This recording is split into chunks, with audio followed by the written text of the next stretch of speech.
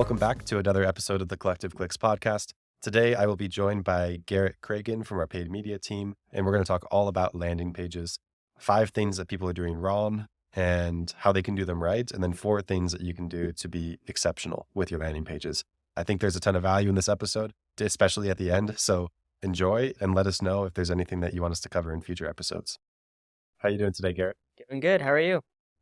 Awesome. Excited for the topic today to dig into everything. So for everybody's information, today we're talking about landing pages. This is part of our, who knows how many parts exactly, probably 7 or 8 part series on all the pillars of PPC, all the things that you have to get right and to do well.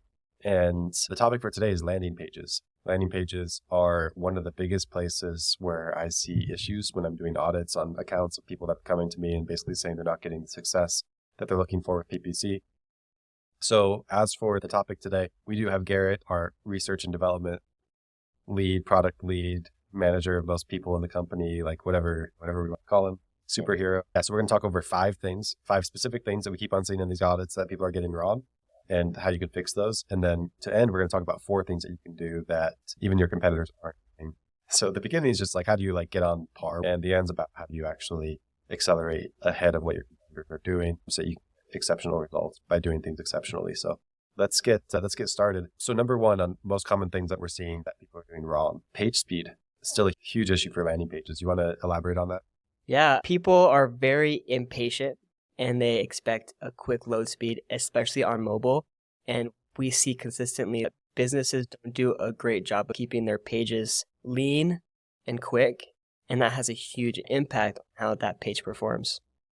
Yeah, absolutely. And we do see, for the most part, desktop pages seem to be okay. It's mobile that's just getting destroyed for some reason. Why do you think that is, that it's so much harder for mobile?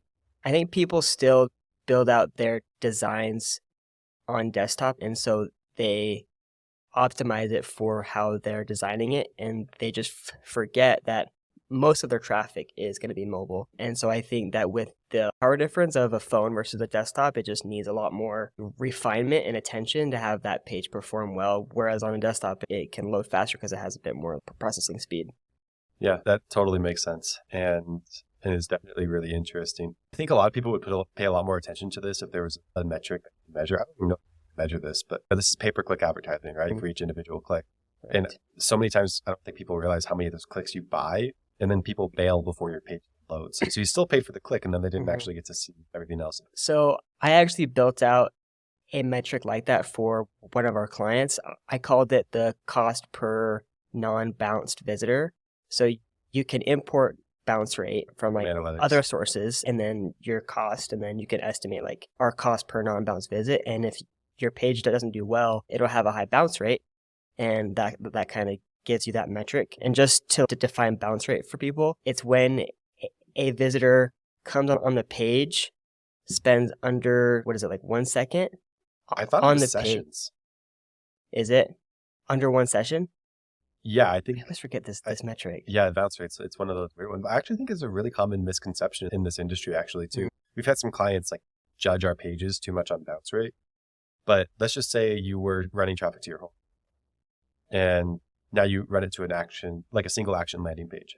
Bounce rate is measured on the number of sessions that only have one page load as opposed to multiple page loads. Then if you have a single action landing page, your bounce rate is the inverse of your conversion because someone either bounces or they convert, really no other option. Yeah. And if you're running to your main website, then it's not, because maybe they're going to click on all these other links. They're going to go to all these other places. So that's where people are seeing these 50, 60% bounce rates on main websites. And then on our landing pages, they're seeing an 80% bounce rate. But really what that means is a 20% conversion rate. It's actually really good. Yeah. It's just, in the main website might have been a 10 or 12% conversion rate. It's just there's less people going around to all these different places on the website. Correct. There are ways to do time on site goals, but I guess the header code would load before the rest of it. Yes, that's a little bit harder to implement on a landing page. Like a 10 seconds on site might mean 10 seconds waiting for site to load after the header loaded, but it's loaded. So anyways, it's just a sad thing to pay for that traffic. And the other thing that I think a lot of people don't realize is if you have that poor load speed and people are clicking and then it's not loading, then they're clicking back, it also can affect your cost per click. Yeah, because if they are waiting and getting patient, go back and re-click again, you're getting charged twice for that click. but that's not a different user. Yeah, absolutely. And the other thing is that it would affect the quality score too. Yeah. So Google has this mysterious landing page experience score. I don't know how much you know about the things that go into that. I know it's a lot of behavioral metrics that they measure. And I think one of those is time on site before bouncing back, if I'm not mistaken. I think you're right. So if people are coming on your page and then they're clicking back immediately, then that's a signal to Google that people don't have as good of an experience clicking on ads when they click on your ad compared to maybe your competitor where the page loads more quickly. And then in Google's eyes, you have to pay a worse premium. experience. Yeah. Yeah, which is annoying. A lot of people don't realize that not everybody pays the same cost per click. Google favors people who provide a better experience to users. So yeah, that's number one, page speed.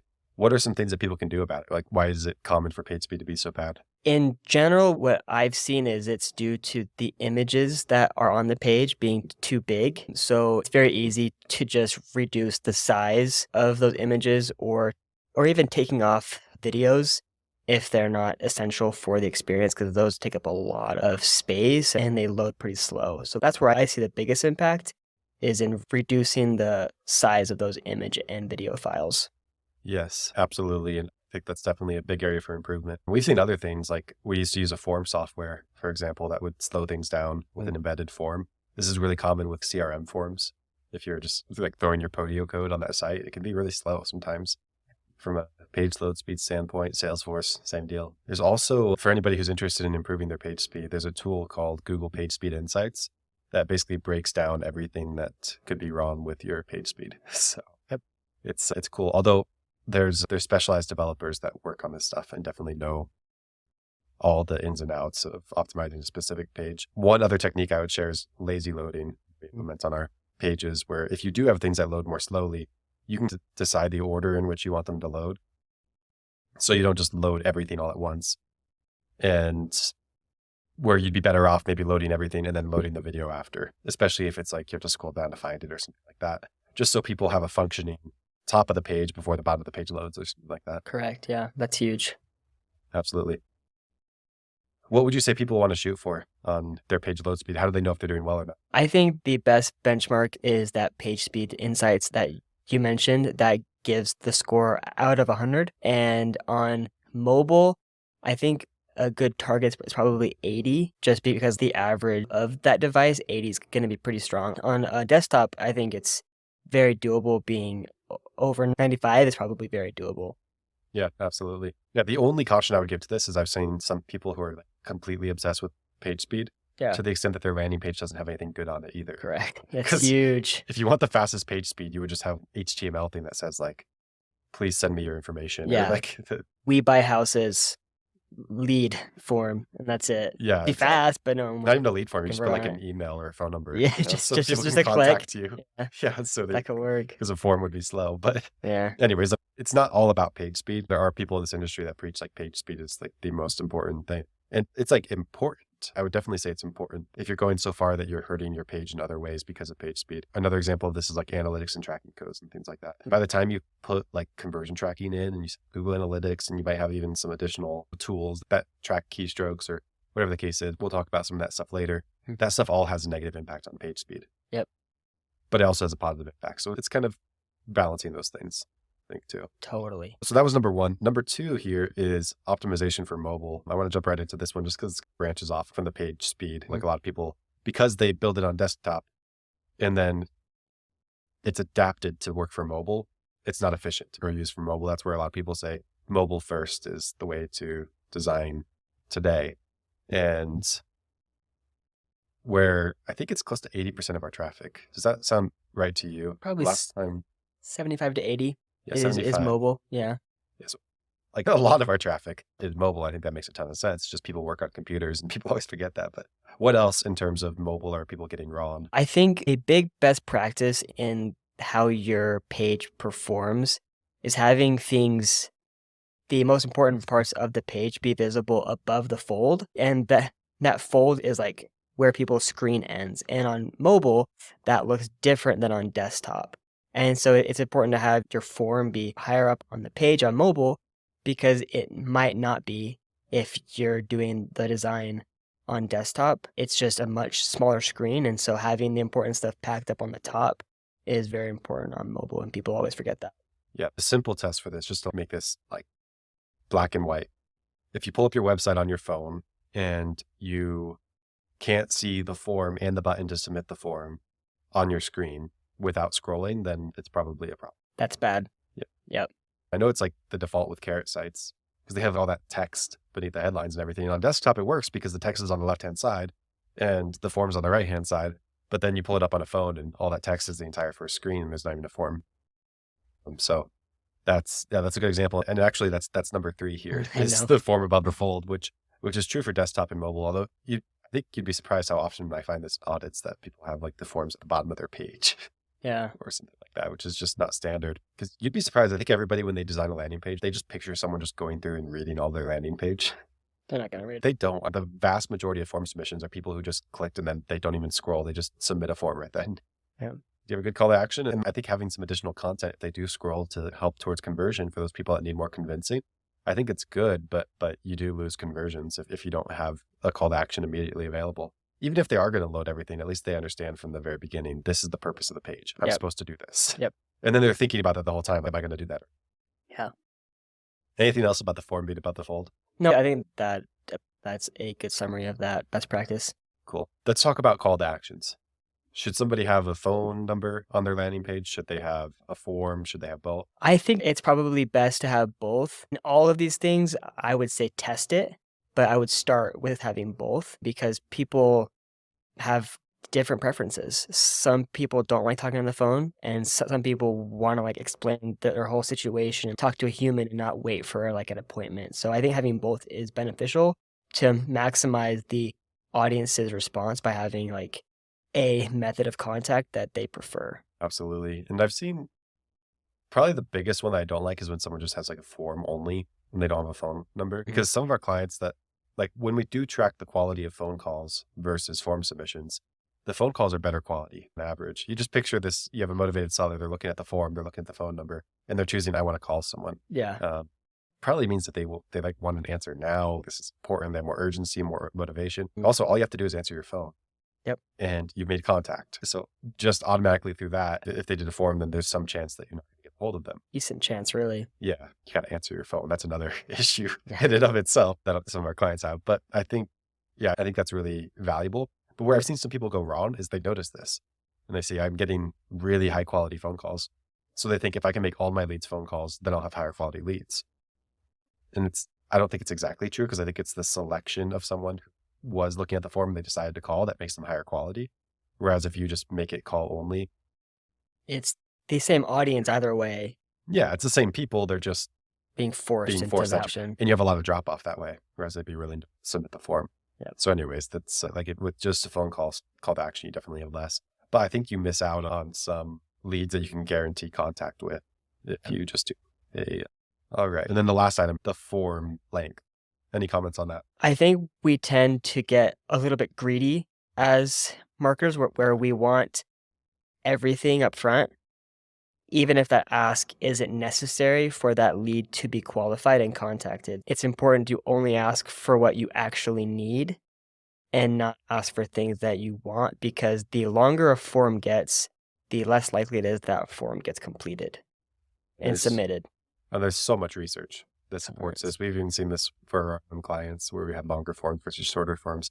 I think that it's far too rare that someone considers what is the experience of someone going through this form. And it's always easier to think, I want this additional information. It's not actually the best for them. But there are some trade-offs here, what can I say, like some optimal solutions where you can get a lot of information, but also the most important information through multi-step forms. How do those work? So what we do is we ask for the essential information that makes a lead. So for us, that's the address of the property and the lead's phone number. So our first step of the form, the lead only sees a request for those two things.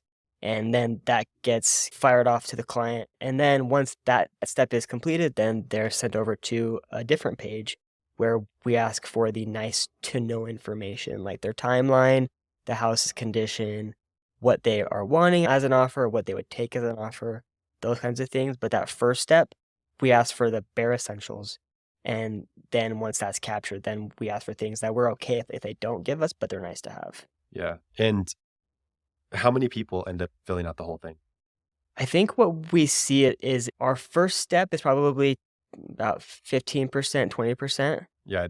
When I ran the numbers the other day, it was about 17.5 on average. So you're dead center of the range that you just Yeah. said. Although worth noting in that, because people ask all the time, what is a good landing page conversion rate? I think it really depends on the quality of traffic you're driving to. And the device as well. Yeah. Varies a lot on mobile and desktop. Yeah, absolutely. So that's I guess, one word of caution is it's hard to say my landing page is good because it converts at this rate or that rate. And also our clients that go wider geographically, they get a lot of their cheaper lead costs through better conversion rates. So it's not uncommon that we see conversion rates in the 30s or 40s even in those circumstances. And then some markets are be a little bit lower. But anyways, that's a little bit tangential, but just Always. information. But so you're saying 17.5% of people on average will fill out with the kind of quality traffic we drive and blah, blah, Yeah. blah. That's kind of the benchmark. And then what we saw, we actually used to do it where it was just 2 fields in the first form, and then it was all these rest of these fields, which for anybody that's familiar with this methodology of the 4 pillars of motivation, that's kind of what those questions are based around. Garrett mentioned some of those, like the condition, why are you selling, like all that kind of stuff.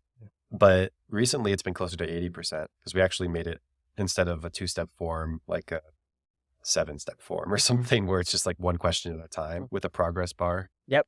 And so people can see how far they're getting, and that actually increased the rate of them filling the whole thing out. Huge. Yeah. Yeah, that's another little trick. Although I'd say anything after you've already gotten the lead is like slightly less important because that's the most important thing is just get the lead at the beginning. One other benefit that I think is overlooked for that strategy compared to if you were to do it the other way, ask all the stuff and then get the lead after, is now let's just picture a motivated seller's journey, right? They're going online, they're searching. People search until they find an answer to their problem. But reaching out to a company is not an answer to their problem usually, right? So they'll reach out to multiple companies until they can actually talk to someone and think this is the person I'm going to sell my house to. Then they stop searching. So that's where we talked about like speed to lead and all that stuff being extremely important to stop that search. One thing that really helps that though, if they just submitted the form and that's just the end of their journey, and then we just tell them like, okay, bye, they can go find a competitor. But if we just got their information immediately right now because they submitted their phone number and their address, and then now we know that they're going to spend another minute going through the rest of the form, filling out all that information, then it basically buys us time. We have time to call them before they go find someone else, which I think is really relevant. Anything you can do to buy time in that situation. Keep them busy. Exactly, because hopefully they're on your website. So that's where we actually, for some of our clients, we just hope that their step 2 conversion actually gets lower. Yeah. Because I hope that they're talking to the person before they're done filling out the form. It's actually disappointing to me how often they can finish the whole thing before they get interrupted. Because in some ways, it's just to keep them busy. That's like half the purpose. Yeah. Okay, so that's all the stuff to get up to best practice. I'd say, can you think of anything else that's just standard best practice? If you don't do this, then every book that you find online about marketing is probably going to tell you that you're dumb because you didn't do this thing. I think the only best practice I would say that wasn't covered is to ensure that the headline of your page speaks to like benefits of your offering and the emotions of the visitor. Having that be too vague or too irrelevant to the user, it is only going to hurt performance. And so being sure to tie it back to why they're there, what they're looking for, and answering their big question off the jump is going to help them to feel like that they're in the right place. Yeah, that's a great point. We haven't talked at all about copywriting. And that could be like 7 podcast episodes. There's copywriting theory goes pretty deep, but there's a good heuristic for this. I'm trying to remember it. Some people say there's 3 things someone should know when they visit your website. The first one is like, what is it that you can do for them? There's also, why should they trust you? And wasn't there a third one? I think I know what you're saying. I think it's who you are, what you do, and why you're different. Yeah, exactly. Absolutely. Yeah. That's exactly what I was thinking of. So that's just, if we're talking about like super quick and easy, simple ways to make sure that your copywriting is good, like people should at least be able to figure that out, hopefully without scrolling down. Right. In that first section above the fold, like we talked about. Yeah, absolutely. All right, let's talk about great. Let's talk about the things that can make you so much better than your competition. Honestly, all the stuff we talked about so far is a little bit more boring. This stuff is the exciting stuff, stuff that we work on because we were doing all this good stuff for years, right? We've made some big strides in getting great over the past year or so. So the first one that I have here is personalization via UTMs. You want to talk about that and how that works? Yeah, let's first define UTMs. So Sure. those are pieces of text that we can append to the end of a link that tells us and our tracking where that user came from, the campaign, the ad group, the keyword, all those things. And what we can do on a landing page is have the page change the information it presents based on the information. So if a user came from our Buy My House Fast ad group, then we can have our copy change to speak to speed as a big offering, because that individual has shown us in their searches that speed is a big thing for them. And the better the page matches their intent, the better it'll perform. And having things changed dynamically lets us not have to make 15 pages for 15 different searches. We can have one and have it change based on that search and keep things a lot more consistent and consolidated, but also still have that level of detail to match the user's intent. Yeah, that's fantastic. A good example of this, of some strides that a lot of people have made in their businesses, is I think of it like direct mail. Like you might have a foreclosure list and you have a probate list, and people used to just send the same card to both lists. Yeah. And then you realize people in foreclosure have different pain points. They have different needs than someone in probate. So you want to make it more specific to them. How many times, just think like, how often have you clicked on something and then gone back because what you found on the page was not what you expected, or not what you wanted? I think like a hugely overlooked thing is congruency between your ad and your landing page. I even tested this once where we tested, should we say it with the exact same words that the ad says it with, or should we say the same thing but with different words? And we found a big lift in conversion rate just by saying the same thing with the exact same words. Because even people with very low cognitive resources that are just browsing through things, not thinking too much, that's how most people are when they're going through the internet. Yeah. They can still know that it's relevant to them. Yep, absolutely. Also, I think a really nice thing to think about is someone searches on Google and they click on your ad. There's really only two things that you can know about them at that point. Number one, you know that they're interested in whatever they searched into Google. And number two, you know that something about your ad was more interesting to them than the other ads that they saw. Correct. So it only makes sense in your landing page. It should be relevant to whatever they searched on Google, and it should be relevant to whatever they saw in your ad, because those are things that you're guaranteed that are going to impact that person. So anyways, off my soapbox, makes a big difference. So super bullish on that. If we just took that one step deeper, I have seen people do this before. What I've never seen before is people actually test those.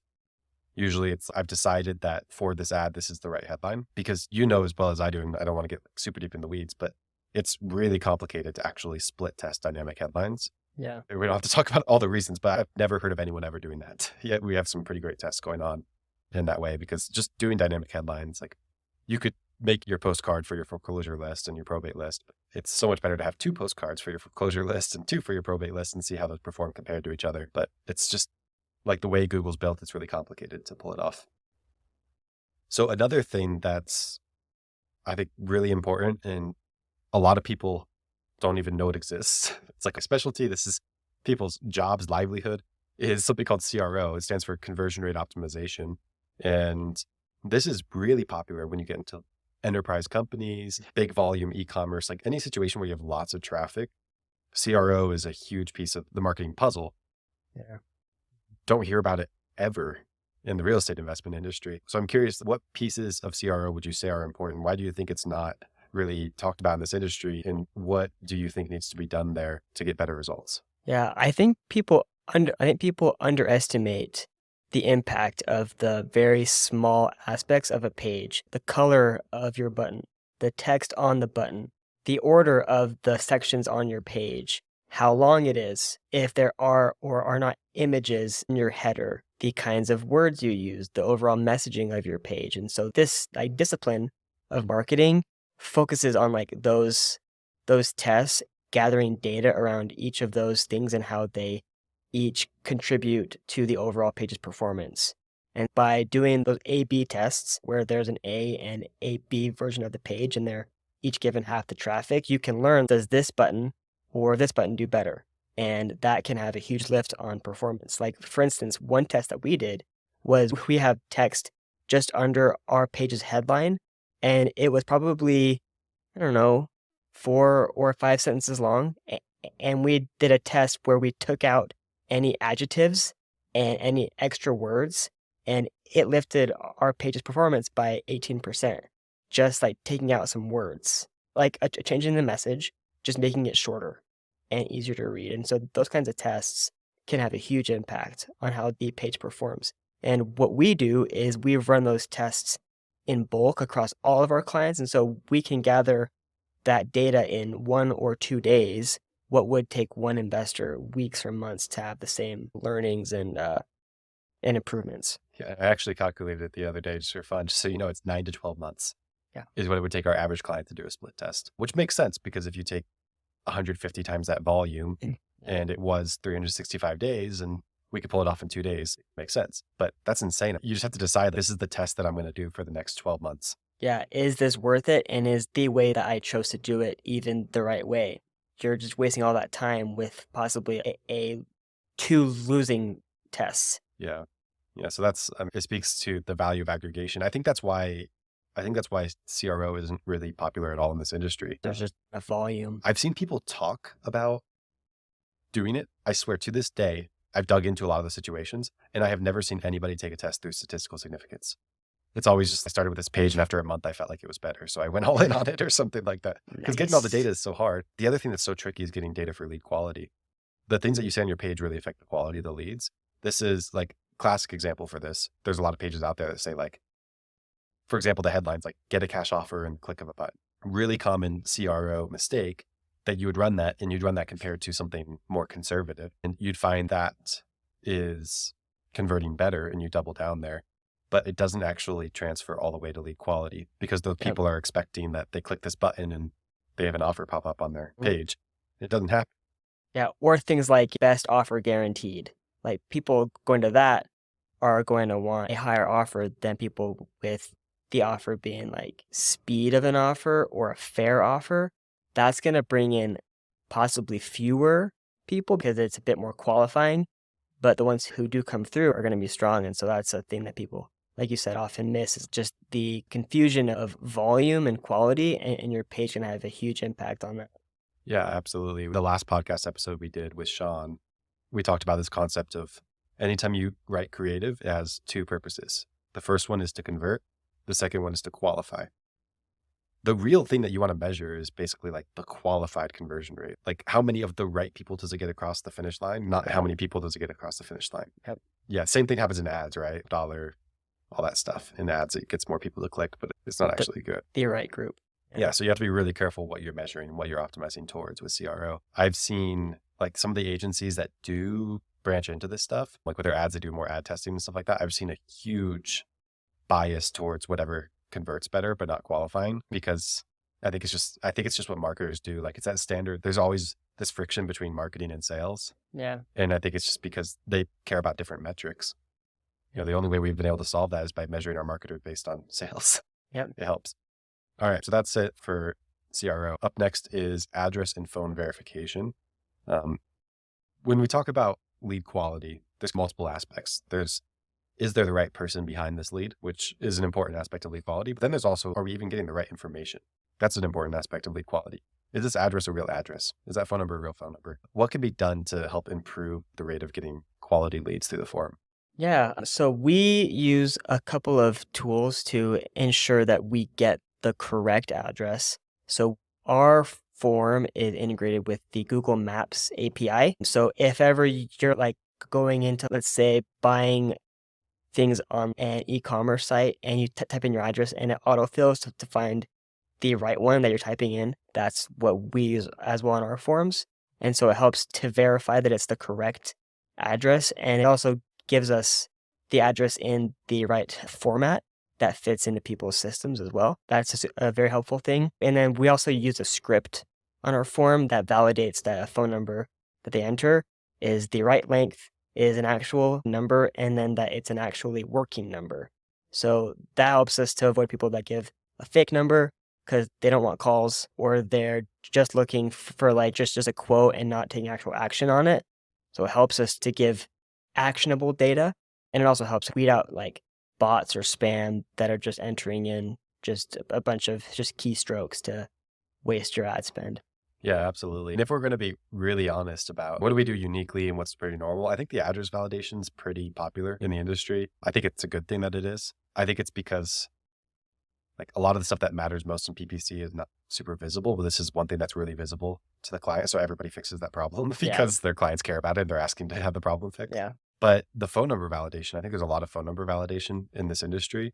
And it's really common to have some level of validation there, but it's just not on the level that you're talking about. How exactly do we pull off not just checking that it's an area code that exists and it's the right number of letters and it's in right number of numbers and it's in the right format and stuff Mhm. like that. Like all these deeper checks. So even if it looks like a good phone number, we verify that it's not actually a working phone number.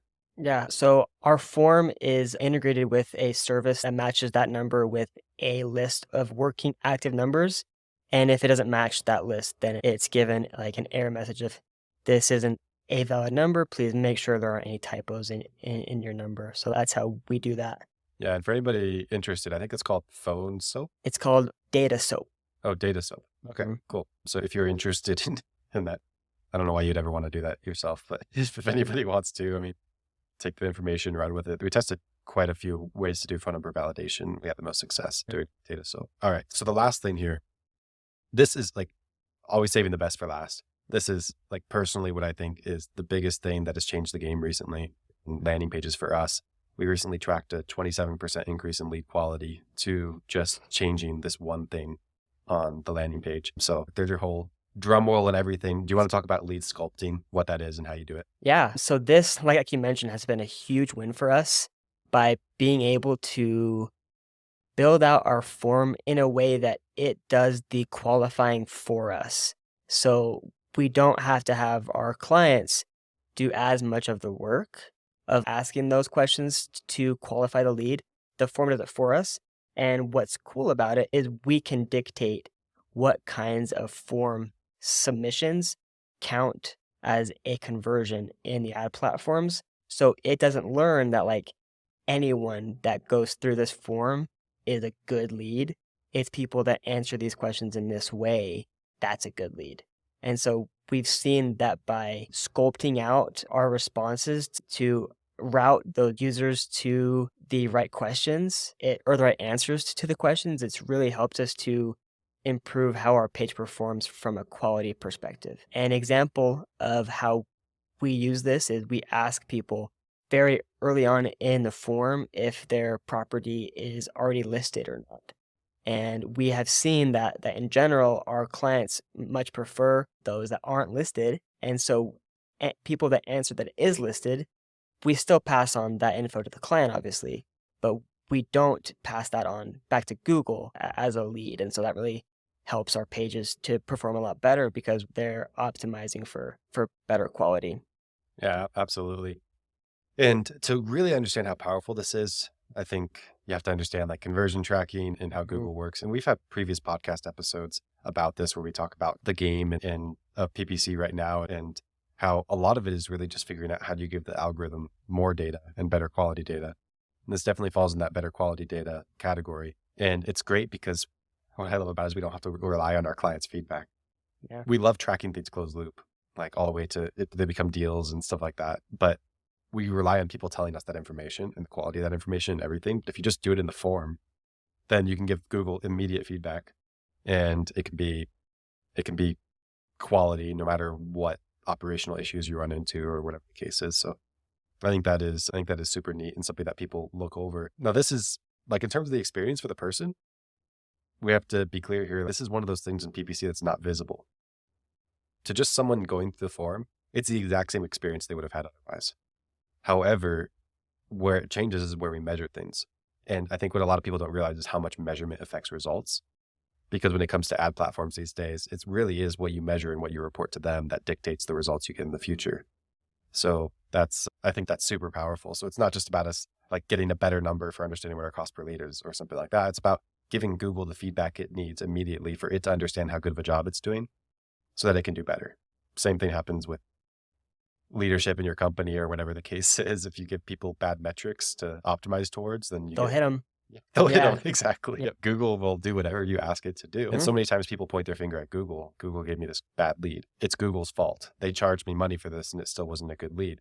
When the problem is that you just told Google that was a good lead. And Google doesn't know anything other than what you tell it. And it's just going to keep on getting more and more of what you tell it is good. And the last thing we want to do is give it a good high five every time it gives us something we don't like. And so many people, that's what Thanks their landing for page that does. trash, Google. High five. Exactly. Keep bringing more of that. Exactly. So anyways, super passionate about that one. I think that whole, like the whole realm that fits under is, if we look at my personal opinion of 2023, 2024 and beyond, the companies do really well with PPC. What is it that they're going to be doing better than other companies? It all has to do with the quality of data that we're giving Google and the amount of data that we're giving Google. And that's definitely a good step in that direction. Anything else you'd share for being great with landing pages? I think just as like a parting thought, there's a lot that goes into a winning campaign on Google, but I think we look a lot at the keywords and the ad copy and the different settings in your ad account. But if your page doesn't perform well, it's all for naught. And on the other hand, like if your page is effective, it can have a major impact on your success because that is going to touch every user. And a very slight improvement in how your page does has a huge impact on everything else because that's where everyone ends up. Yeah, that's a great point. It's a bottleneck because no matter what, somebody goes through your page. Yep. And this is where we preach to people all the time. In sales conversations, we're basically talking about, I don't think a lot of people realize how much difference a small improvement can make. Like you could take your landing page conversion rate from 10% to 10.2%. Yeah. And for our average client, that's literally all it takes to completely cover our fee from the extra revenue that they would generate. Because you just get 2% more leads and that amounts to 2% more revenue. And you have that leverage on all this ad spend and you add everything together and you do the math and you realize it's worth it for me to spend what feels like an enormous amount of money improving this page so it can convert just a little bit better because financially the numbers just make sense. Yeah. So I'm 100% with you there. I think there's few places where you have as much leverage as you do in the landing page, where small changes can make big improvements, and those big improvements make even larger outcome changes. Even when you extrapolate it out, what if just that little bit of extra revenue increases the scalability and now you can afford to pay more per lead and now you can potentially scale to 10x the ad spend that you would have been able to before. So now you have this business that's doing $5 million a year when you would have been doing $500,000 because of a landing page change. Like it's not insane to talk about that actually being a potential impact of these types of changes. Super significant. So with that, I think that's it for this episode of the podcast. We will be digging into a ton of other PPC stuff in the future, other things that we're seeing make big differences in campaigns. So definitely stay tuned for that. Thank you for joining us. Thanks.